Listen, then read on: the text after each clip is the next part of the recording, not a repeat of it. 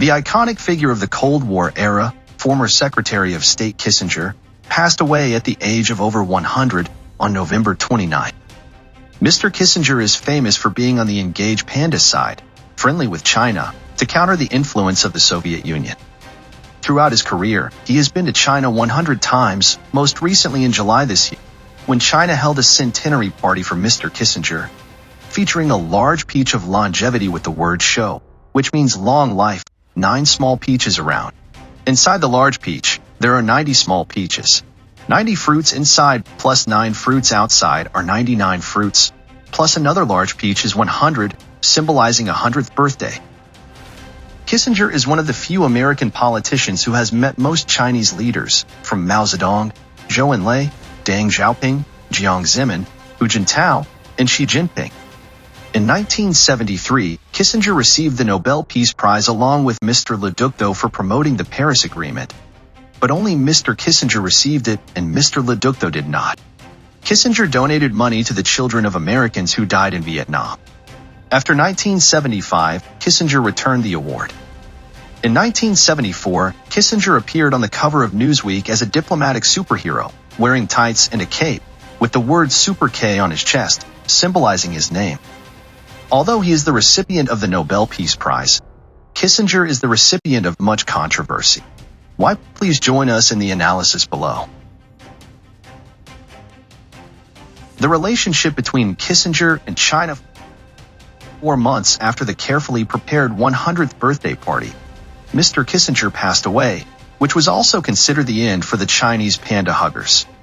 Kissinger was the one who opened the great door for the relationship between the US and China, and he was also the one who arranged for Nixon's trip to China. In July 1971, Kissinger visited 4 countries, including India and Pakistan. He faked a stomachache and left the meeting in Pakistan. At that time, Pakistan was both pro-China and pro-American, so it was a soft station between China and the US, and there was also secret diplomacy at that time.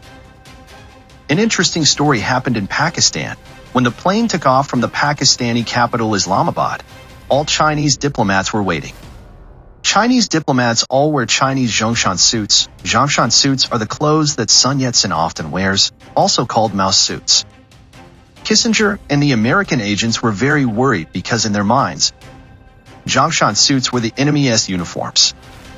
Luckily, the diplomats could talk freely, and both sides became open, but the most embarrassing thing was the clothing issue. Because the trip was so urgent, before leaving, Kissinger's assistant forgot to bring him clothes. Kissinger had to borrow a colleague's shirt. Kissinger is short and has a short neck, so when wearing an ill-fitting shirt, it looked like he had no neck. This was a very funny thing about Kissinger's first visit to China. Kissinger opened a big door for US-China relations and was an iconic figure in US-China diplomacy. Because at that time, America's biggest enemy was the Soviet Union. The Soviet Union possessed nuclear weapons on par with the United States, so Kissinger teamed up with China to fight the Soviet Union. At that time, Kissinger secretly arrived in Beijing. Zhou Enlai met Kissinger's entire delegation, including crew members. The Chinese translator at that time was Mao Zedong's relatives, Kong Wenxing and Wang Herong. The translation was so stumbling, so it was almost impossible for the two sides to communicate. At that time, Kissinger secretly met with Mao Zedong. After the Lin Biao incident, and a series of previous events including the quarrel with the Soviet Union leading to the Sino-Soviet border conflict in 1969, Mao Zedong's political status and health were seriously affected. When old age came, age spots appeared on his face. When Mao Zedong met Kissinger, he said, "She is taller than you," meaning Kissinger's wife is taller than Kissinger. In Western culture, especially American culture, you are usually not allowed to discuss other people's height and gender. This is taboo. But Americans are very generous. Mao Zedong said, "She is taller than you," but Kissinger humorously replied, "What do you mean, is it intelligence or height? The meaning of these words is, she is taller than me, but her intelligence is not as high as me." Then, everyone laughed out loud. Kissinger secretly visited China in July 1971. promoting U.S. President Nixon's visit in February 1972. After Nixon arrived, China held a banquet for Nixon. To make abalone soup, Chun Lai ordered fishermen in the Bohai Sea Yellow Sea to go fishing. In the deep sea in winter, how many kilograms of fish and how many tons of fish need to be caught at that time? About 10 residents froze to death. When Nixon later learned about this, he felt guilty. In addition, Nixon wanted to climb the Great Wall, but thick snow blocked the road, making it impossible to climb. When Zhou Enlai knew about it, he said, "I can do it." Zhou Enlai ordered millions of people from Beijing to clear the Great Wall. The snow was cleared overnight so Nixon could climb the Great Wall. When Nixon later found out, he felt extremely guilty and uncomfortable. This is a small story about the past. In July of this year, 2023, Xi Jinping specially invited Kissinger to visit China to send a signal of détente to the United States. But after Mr. Kissinger died, many people really did not know who China would find to send such a signal. In fact, experts say that U.S.-China cooperation in 1972 was not necessarily wrong. But after the Luke II or Tiananmen Square protests and massacre in 1989, the U.S. should clearly understand China.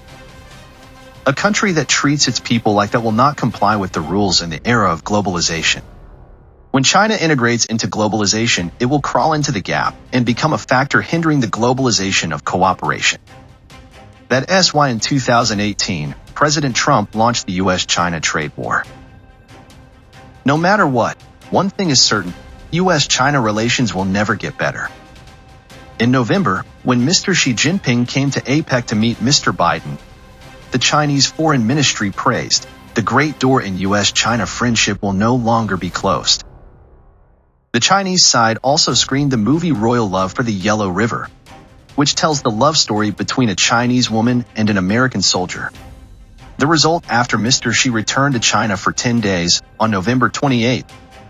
During the regular press conference of the Chinese Ministry of Foreign Affairs, a reporter asked, "The U.S. warns companies in the United Arab Emirates. Cooperation with Huawei and Chinese companies can lead to advanced industry of America falling into the hands of China." When being asked, Chinese Foreign Ministry spokesman Wang Wenbin began insulting the U.S., accusing the U.S. of using unreasonable tricks to coerce the economy. During the meeting with Mr. Xi, Mr. Biden smiled meaningfully, showing that the U.S. was preparing sanctions, while the Chinese side only had the card curse. That's why some people think that the U.S. is taking action and China is using its mouth. It is really difficult for U.S.-China relations to return to a honeymoon period like in the Kissinger era.